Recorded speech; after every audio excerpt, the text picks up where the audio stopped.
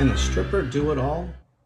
Hello everybody, this is Robert the Tool Junkie, and today we're in the shop with this nice Greenlee stainless steel wire stripper, and this happens to be the 1956-SS for stainless steel. And before I tell you about these strippers, if you could do me a huge favor and hit that like button and the subscribe button, help me grow this channel and continue to do these videos, that would be great. But let's take a look at this pair of strippers here. While there is no pair of strippers that does it all, and each stripper is really designed for the specific type of work that you do, I really like this pair for a lot of reasons. One, it obviously has a nice cushion grip, and it's stainless steel, so you know over the years it's not going to rust on you. It's got a lock like most of them do, so you can just open that up and it opens here. But what's nice about it is on the solid side here, you go from 14 to 6 AWG or gauge wire. And what's nice about that is that anybody who's typically doing a home or small light commercial, you're not going to go much smaller than 14 gauge. That's pretty much common, 14 and 12 for a home. Sometimes you'll have 10, but you have the 8 and 6.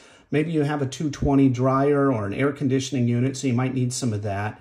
And on the stranded side, not that many people use that, it goes from 16 to 8. So for a typical person doing home work, home wiring work, I should say, or light commercial, this is really going to be very handy.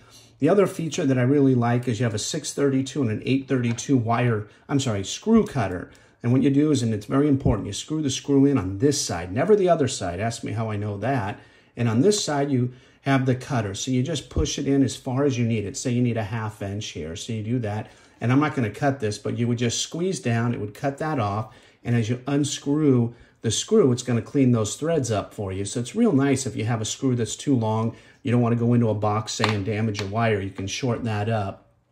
And it's the two common sizes, again, of 632 and 832. So that's nice. It also has a crimper down here. It'll go 10 to 16 gauge, insulated and non-insulated terminals. So you put that in there.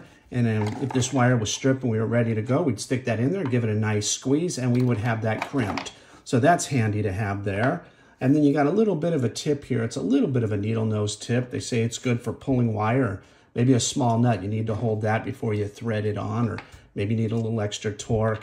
You can also use that to pull wire lightly. Obviously, you could damage a wire, but it is there if you need to give a little tug on something.